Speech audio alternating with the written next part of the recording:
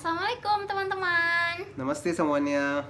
Oke, di video kali ini kita bakal ngelanjutin Q&A yang part 2-nya. Kemarin kan yang part 1 udah selesai. Nah, yang part 2 ini kita udah kumpulin beberapa pertanyaan. Ini sekarang kita udah dapat 17 pertanyaan ya. Nah, kita bisa tambahin juga nanti di akhir video kalau misalnya ada pertanyaan lain. Sekarang kita mulai aja dari pertanyaan yang sering ditanyakan teman-teman. Yang pertama, apakah street food di India itu jorok gitu? Itu kan kata-kata yang paling terkenal di komentar aku, jorok gitu. Jadi apakah street food di India benar-benar jorok?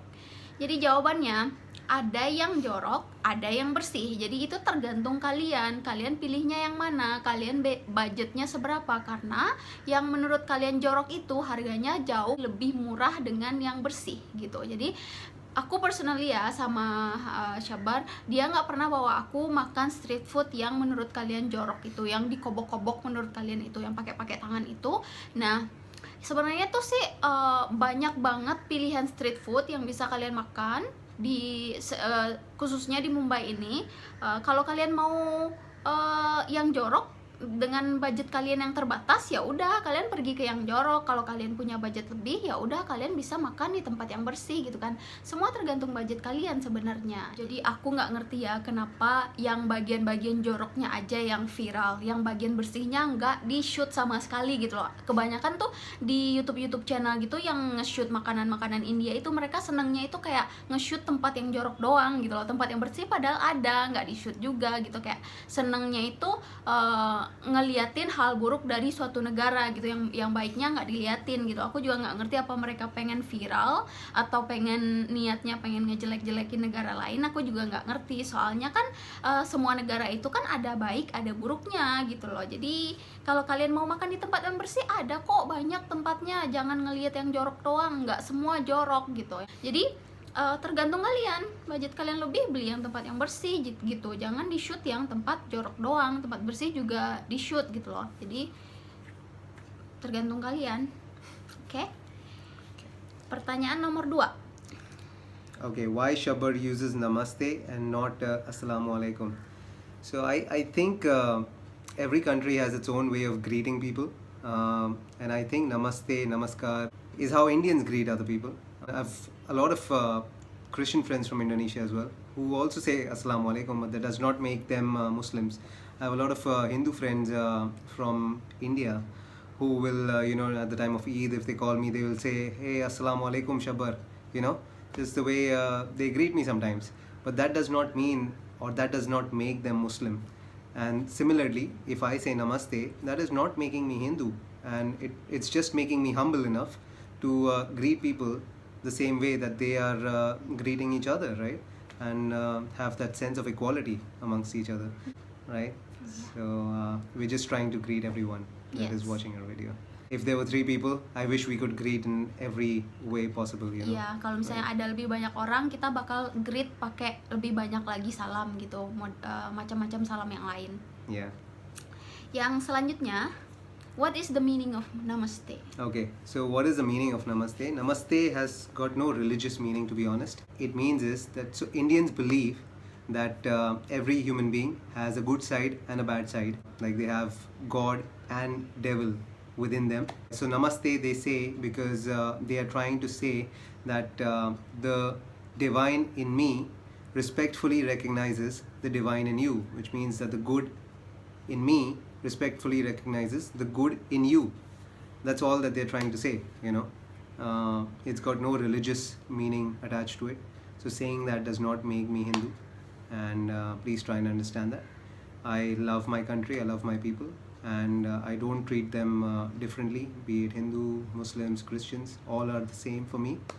And that's how I've been brought up, and those are the values I've been taught always, and I try to follow them. Okay. Oke. Yang selanjutnya nomor 4 itu banyak juga yang komen, Kak Mila kenapa nggak collab sama Mas Agus. Kalian pasti ada banyak dari kalian tahu Mas Agus yang vlogger yang tinggal di Delhi kan. Jadi aku juga sering nonton videonya Mas Agus. Jadi teman-teman, Mas Agus itu kuliah kan di Delhi setahu aku, karena aku nonton video-videonya juga. Jadi mereka di Delhi sama keluarganya, setahu aku terakhir aku nonton dia bawa keluarganya sih ke Delhi. Nah aku tinggal di Mumbai, sementara Mumbai dan Delhi itu jaraknya jauh, pakai pesawat 2 jam ya, 2 hours, 2 jam pakai pesawat ke Delhi. Nah dan aku juga nggak kenal sama Mas Agus gitu, aku cuman nonton videonya doang, kadang komen di videonya Mas Agus. Terus tuh kalau misalnya nanti Mas Agus dan aku kenal, kalaupun kita ada kesempatan buat collab, baru kita akan collab. Terima kasih atas sarannya untuk collab dengan Mas Agus. Oke, yang selanjutnya yaitu banyak juga yang nanyain tentang Mbak Mila udah pernah ketemu sama Mbak Nita Sofiani belum, yang istrinya aktor Finrana gitu kan, Finrana. Nah aku udah pernah ketemu Mbak Nita waktu itu sekali doang sih di KJRI. Waktu itu lagi ada acara Hari Ibu kalau nggak salah, aku ketemu mbaknya sekali. Dan Mbak Nita itu ramah banget ya. She's a very humble person, I think. I felt she is a very nice person in the first meeting because when she was saying goodbye, she made sure she said goodbye to each and every person over there. And I did not have much of an interaction with her. I don't think you had much of an interaction either. Yeah. But I think she looks like a very nice person, very humble person. And when we've seen her videos with Vinrana, I think they look like a very good couple, very sweet couple. Iya, ya jadi Syabar pun nggak kenal kan sama dia. Pas Mbak Nitanya mau pergi gitu, Syabar juga disalamin gitu sama Mbak Nitanya, ya nggak sih? Yeah, she came and she shook hands with everyone and she shook hands with me as well. She's a very nice person. Baik banget. Terus tuh yang selanjutnya, are you going to answer this or me? Why don't you show both of you praying together in the video? So I think prayers are not to be shown in the videos. There's nothing to show about prayers in the videos. Why would we do that? Prayers are something between you and God. So it's just meant to be kept that way, and I think we will keep it that way. It's not something that we want to show on a video on YouTube or anywhere on the internet. Yeah, make it as a content and make I don't think money that's a of content it. or to make money out of it. It's just ridiculous, I think. So it's not required, I guess. Iya. Jadi kita keep prayers itu buat kita sama Tuhan, teman-teman. Jadi kita nggak mau nge-show di video, karena mungkin kalau kita show di video pun pasti banyak juga yang ngejudge kan gitu. Yeah, gitu. we don't want bad comments at least on that. Iya. Okay, that's between us and between God. Yes. Oke. Lanjut pertanyaan about street food. Kenapa kalian nggak nyobain makanan street food yang jorok dan diobok-obok itu buat video tentang itu? Katanya banyak juga yang nyuruh kita buat nyobain street food yang jorok. Yeah, why don't you eat street food? Oh, that is dirty, yeah. Why would we? I don't get the point. I mean, as long as we can afford it, alhamdulillah, I don't think we need to. Because it's only for the content. If that is only for the content, I don't think we will ever do such kind of content. Because it's okay if people don't want to watch the videos, it's fine, we are happy with that. But we definitely do not want to fall sick. Yeah. First thing, I would not want Mila or me or anyone in my family to fall sick just for the sake of making a video. And the other thing is that when we have enough money to buy good food, we would prefer we buy good food. Iya. Dan pertanyaan selanjutnya buat aku nih, aduh sindiran sekali nih kayaknya. Kenapa Mbak Mila nggak masakin masakan Indonesia untuk keluarganya yang di sana? Good question.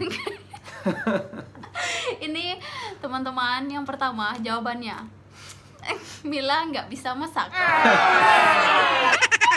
Yang kedua, Mila nggak ngerti itu bahan-bahannya itu sebenarnya sih nggak lengkap ya di sini. Apa ya, kayak di keluarga Syabar mereka nggak terlalu suka makanan yang digoreng. They don't like fried food, right? Yeah, my dad is a heart patient actually. He's got diabetes and he's a heart patient. Yeah. So we keep him away from fried food. Yeah. Syabar juga nggak suka makanan yang digoreng. I love, but it's just that I am growing so fat. I just want to try and stay away, although I can't stay away from sweets and ice cream. But I'm just trying to stay away from these foods, especially during the lockdown. It's going crazy. I'm putting on so much weight. So, Jadi Crazy banget. kebanyakan kan makanan Indonesia itu digoreng juga. Nah, jadi mereka nggak terlalu suka makanan digoreng. Jadi aku masakan Indonesia buat diriku doang kebanyakan, teman-teman. Kadang Syabar cuma nyobain doang, Mama juga nyobain doang gitu loh. Jadi apa ya, kayak aku masak pun kayaknya nggak bakalan ada yang makan gitu loh. Paling cuma nyicipin doang gitu loh. Soalnya kalau bikin kayak ayam gulai, ayam bakar gitu, kayak ayam bule. gulai, Gulai. ayam gulai. Right. Kalau di Padang What is kita gulai? bilang ayam gulai. What is gulai? Gulai is like curry. Curry. But we use And you guys don't use garam masalas. Like, Yeah, kita- I have always had this, notion, or Indians have this notion that without garam masala in meat, the meat will start stinking. And I don't get it how you guys make it without garam masala, because mom thinks that without garam masala it will stink so much that you won't be able to eat it. no, we don't use any garam masala. Yeah, spices, there's no spices. Ya, jadi di sini tuh di dapur tuh cuman banyak kayak spices doang. Jadi aku nggak ngerti nih buat apa ini, memang banyak banget mau punya spices. Jadi kalau di sana kan kita pakai bawang putih, bawang merah, kunyit, segala macamnya itu kan. Kalau di sini tuh nggak, modelnya tuh kayak udah dibubukin gitu, udah jadi bubuk gitu loh. Jadi aku kurang paham lah ya masak-masak kayak gitu. Jadi mohon maaf, aku bakal belajar dengan lebih baik lagi masak. Dan yang selanjutnya itu Why did you leave your job? banyak juga yang nanya kayak gini, kenapa sih Mbak Mila ini mau ninggalin kerjaannya sebagai pramugari gitu. Jadi teman-teman, pekerjaan pramugari itu bukan pekerjaan yang untuk selama-lamanya. Pasti ada kalanya kalian akan meninggalkan pekerjaan itu. Nah, aku kan udah terbang lebih dari 4,5 tahun lah ya itu, dan aku ngerasa udah cukup lah ya, karena aku juga udah ketemu sama Syabar dan aku nikah, dan nggak mungkin kan aku bakal terbang terus, dia di sini aku di sana, jadi nggak mungkin kan kita tinggalnya misah, kita udah nikah gitu kan. And I was also afraid because I think I felt it was a little scary flying all the time. And sometimes, because she said that she felt a lot of turbulence, and once she hit herself on the head, and I got scared, and I said, I think you should stop flying after we get married. And we stuck to that. Iya, She stopped. jadi gitu. And it doesn't make sense, right? I want her to be with me every day. I want her to come back from work. If she does a normal office job, I don't mind. Like, I want her to get back safely every day. I want to be with her every day.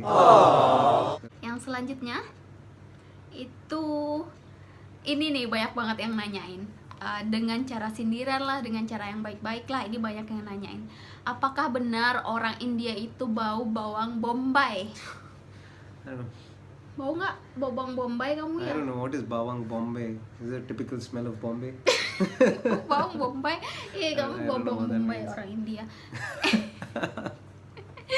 Sebenarnya sih teman-teman, itu tergantung orangnya. Kalau orangnya itu males mandi, nggak jaga kebersihan badan, itu baru dia bau badan. Nggak melulu bau bawang bombay, bisa bau badan, bisa bau keringat, bisa bau asem, bisa bau segala macam bau, karena dia nggak menjaga kebersihannya.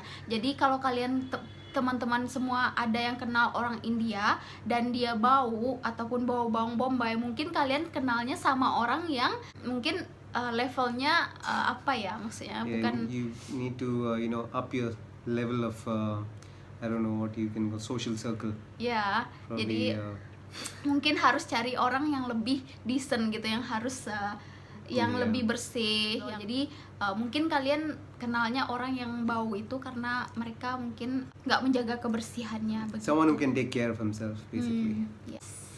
Tuh. Okay.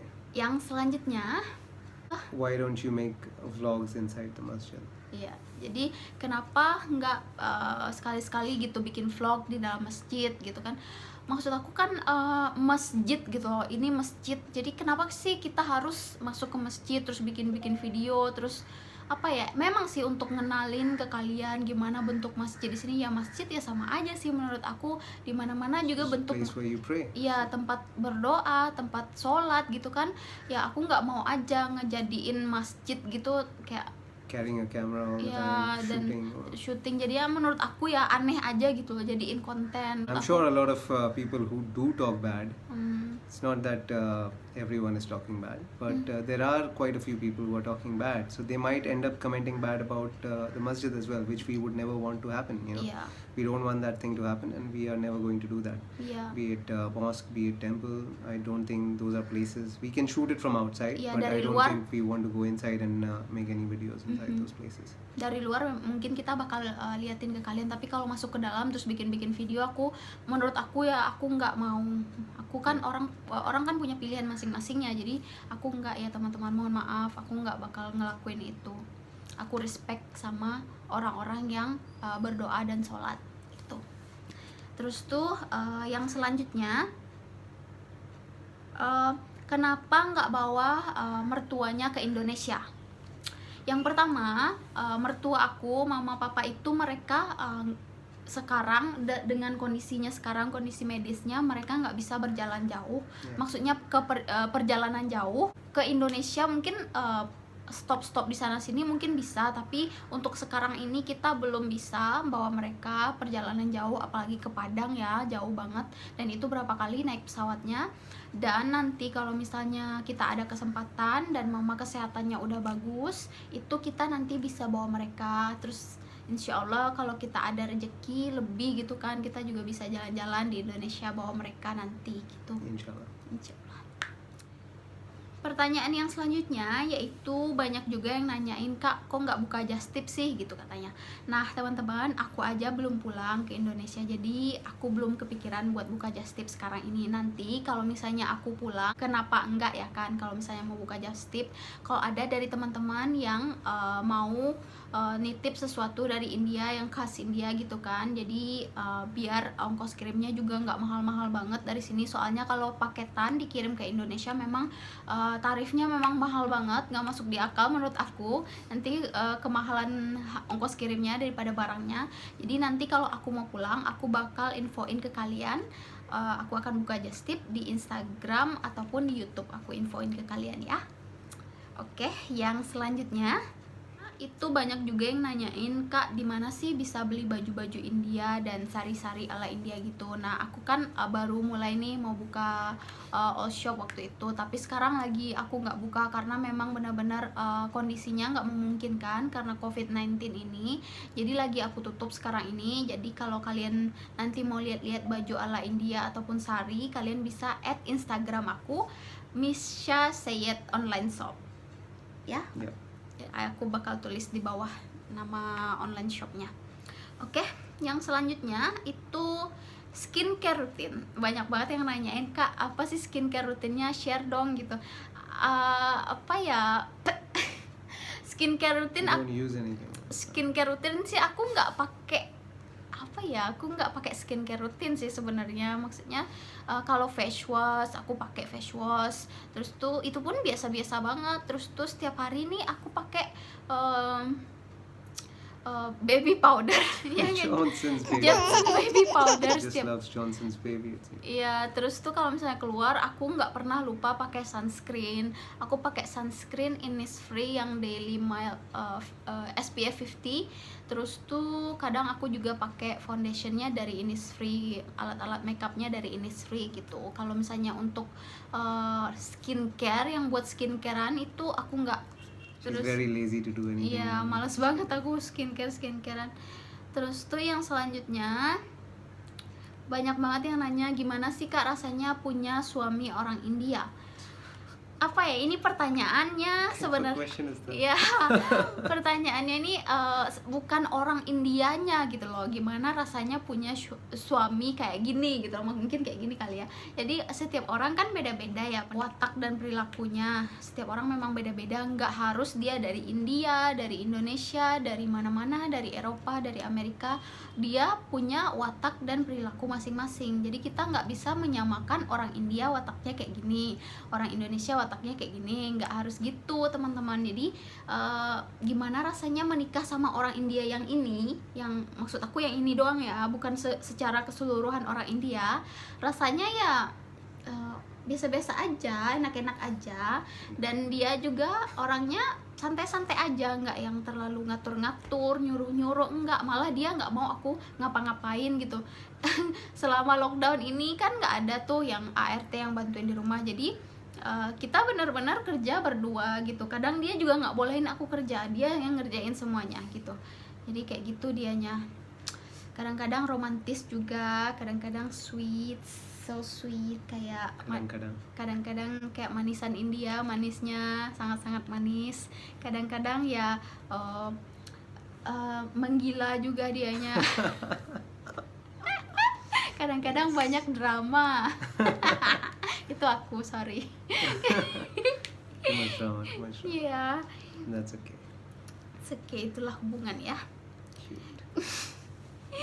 Kadang-kadang ngeselin. Terus tuh yang selanjutnya, pertanyaan yang terakhir yang kita punya yaitu kenapa rumah-rumah di India itu kebanyakan modelnya kayak apartemen. Karena di Mumbai ini Population. ya populasinya banyak Think about banget teman-teman. Itu Too much. beberapa kali lipat dari populasi di Indonesia. Maksudnya di Jakarta gitu. Kalau di Jakarta kan emang padat ya, kita tahu Jakarta padat, tapi itu lebih padat lagi dari Jakarta. Nah kalau semuanya bikin rumah, terus kita mau Where's tinggal the land di going to come from? Limited land, so you need Yeah. to have apartments. Yeah. And most of the houses also, if you see over here, they're sort of like apartments. They're tall, 4 floors, 5 floors. Even the houses Yeah. themselves, they're tall like that. Some of them, like Mukesh Ambani, has 27 floors, I guess. I don't know. 7. I think so, yeah. Some of them have, very, very tall houses. Even some of the celebrities, they have houses which are very tall. It looks like an apartment from the outside, but it's actually a house. Ya. Because the space, the land is limited over here. Yeah. And it's extremely expensive, trust me guys. Gila, mahal banget bener-bener. Properti dan tanah itu benar-benar mahal banget di sini, dan harga sewa rent is very expensive ya. I mean, if anyone has studied economics, they would understand that when the demand is too much and the supply is not able to meet the demand, then obviously it'll be more expensive. Just like take an example of mask in Jakarta right now during COVID-19, right? It's expensive. It's super expensive compared to the normal price. Yeah. Why? Because they're not able to meet the demands. The supply is not able to meet the demands at the moment. And so whenever there is this demand is much higher than the supply, it is going to be more expensive. And that is what the situation of land is at the moment in Mumbai. Yes, gitu teman-teman jawabannya. Oke, sementara itu aja sih pertanyaan yang aku dapat untuk sekarang ini. Nah, kalau misalnya ada pertanyaan-pertanyaan yang banyak ditanyakan lagi, aku akan coba jawab lagi di video. Oke, teman-teman, itu aja hari ini video Someone also asked you, what do you do if does Shabbar get angry very often, and what do you do at that time? Oh ya, ada juga yang nanyain kalau misalnya pernah nggak Shabbar marah, kalau misalnya marah dia kayak gimana gitu. Kalau Shabbar marah pastinya pernah. Everyone ya, is itu human. kan Sometimes, very rarely. Itu kan apa namanya, human nature ya It's kan. very rare though. Ya, jadi kalau misalnya Shabbar marah ya berarti ada penyebabnya kan. There's a reason for it. Ya, jadi ya tinggal ini aja, apa namanya, aku diam aja, lama-lama dia juga baik sendiri. Dia jadi kalau misalnya aku salah ya dia marah gitu, kalau dia salah aku marah gitu loh. Jadi marahnya juga ya nggak yang harus banting-banting piring, banting-banting gelas, nggak juga, cuman marah-marah doang habis itu diam lagi gitu. Okay, I guess that's it about Q&A. Itu aja aku rasa untuk Q&A hari ini. Terima kasih udah menonton teman-teman. Mohon maaf kalau aku ada yang berkata salah ataupun aku berkatanya keterlaluan atau yang bagaimana, mohon maaf. Terus tuh karena kita hanya manusia biasa dan kita tidak luput dari kesalahan gitu. Jadi terima kasih banyak telah menonton. Jangan lupa like, comment, subscribe, dan share kalau kalian suka video kita. Sampai jumpa di video selanjutnya. Dadah. Dadah.